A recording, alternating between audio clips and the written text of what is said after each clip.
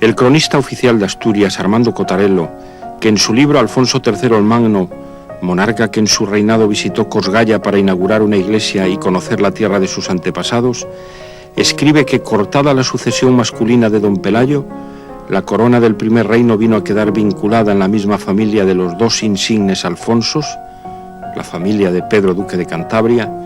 y no salió de ella en varios siglos. Es realmente significativo, insisto, que encontremos en este libro, editado en Asturias, sobre el reinado de Alfonso III el Magno, encontremos, como digo, la reproducción de ese dictamen de la Real Academia de la Historia de 1916, que hace un reconocimiento tan concreto, tan explícito y tan, contundente sobre el protagonismo de Cantabria, del Ducado de Cantabria, en el origen de la monarquía española y en el primer reino cristiano. En el dictamen de la Real Academia de la Historia de España de 1916 se puede encontrar en un libro editado en Asturias en el año 1932 que lleva por título Alfonso III el Magno. Y sin embargo, toda esta referencia sobre la opinión de la Real Academia de la Historia en este dictamen de 1916 no se encuentre prácticamente en la historiografía de Cantabria. Este dictamen de la Real Academia de la Historia es realmente importante y trascendental si queremos proyectar a Cantabria en esa hora de la historia crítica de España que significa la invasión árabe. Dice este dictamen de la Real Academia de la Historia, como ya se ha podido manifestar en el documental, que los orígenes de esta dinastía del reino, del primer reino cristiano, hay que buscarlos en la indómita Cantabria. Hay que precisar bien el valor de este término, la indómita Cantabria, porque ya acumulaba pues ese valor de la heroicidad, la lucha por la libertad, desde tiempos de las guerras contra Augusto y posteriormente contra los visigodos. Y añade este dictamen de la Real Academia de la Historia que en el tronco familiar de Pedro el Duque de Cantabria encontramos toda esa línea sucesiva de reyes, los primeros monarcas de la Reconquista, hasta llegar a Ramiro I, que es bisnieto del duque Pedro de Cantabria, que impone la sucesión hereditaria y que, como los historiadores asturianistas reconocen, esa línea es ininterrumpida desde Ramiro I a el actual monarca de España, con lo cual tenemos ahí pues 12 siglos de monarquía,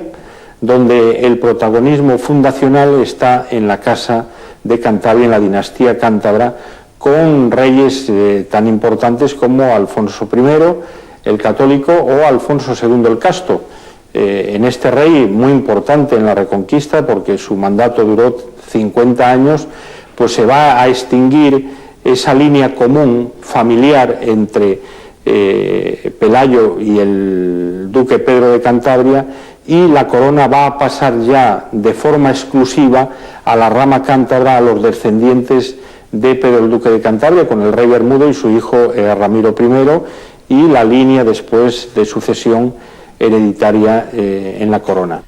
Más inmediato en el tiempo es el comentario del académico de la lengua y catedrático de la Universidad de Oviedo, Emilio Alarcos, quien al referirse a la historia y la cultura de Asturias y Oviedo escribe: no se olvide que los creadores del reino asturiano, Pelayo y luego la familia de su yerno, procedían de Cantabria. Se refiere este académico recientemente fallecido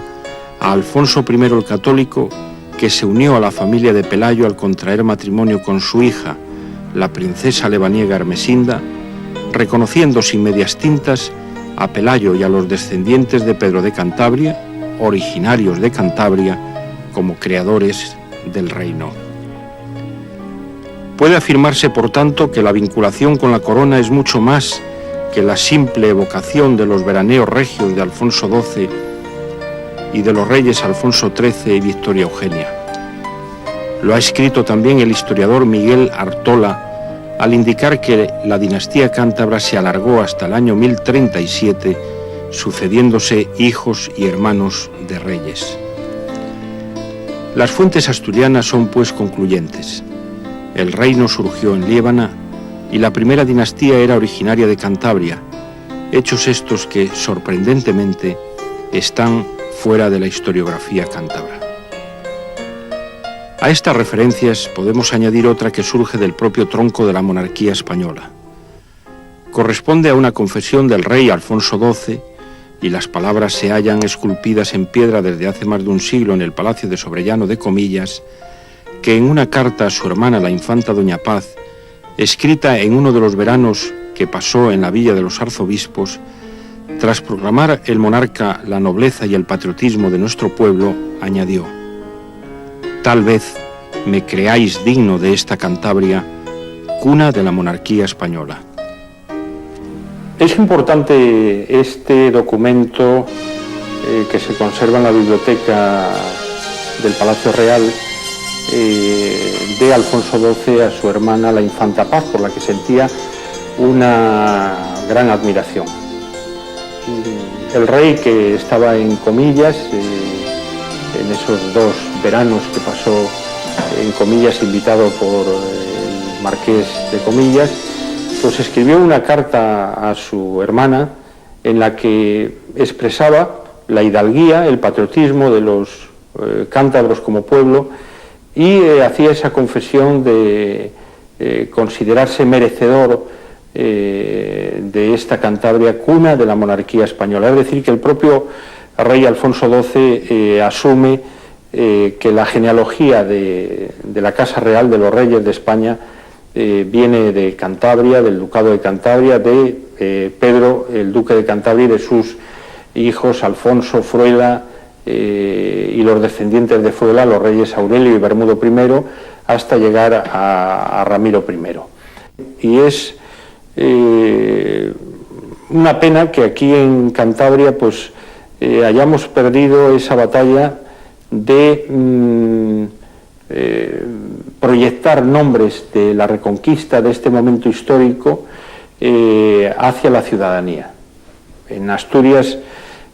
por ejemplo, el mejor hotel de Oviedo se llama La Reconquista, es decir, eso quiere decir ya que están monopolizando una operación histórica de España. En el Ayuntamiento de Oviedo nos encontramos con grandes cuadros pictóricos de todos los reyes de la Casa de Cantabria. Cerca de la Universidad de Oviedo están, y de la Catedral, están las estatuas a los reyes de esta dinastía iniciada en Cantabria y por originarios de Cantabria. Y esto, bueno, pues nos lleva a esa situación que en nuestra comunidad pues nos encontramos que faltan referencias, calles, plazas, recuerdos, monolitos, esculturas a estos grandes protagonistas de la historia, con lo cual hemos ido perdiendo ese protagonismo de este momento histórico de la vida española, de ese momento crítico de España, como lo ha definido Eduardo García de Enterría, y se ha procedido pues en un proceso largo en el tiempo, pues una asturianización de este capítulo trascendente de la historia de España.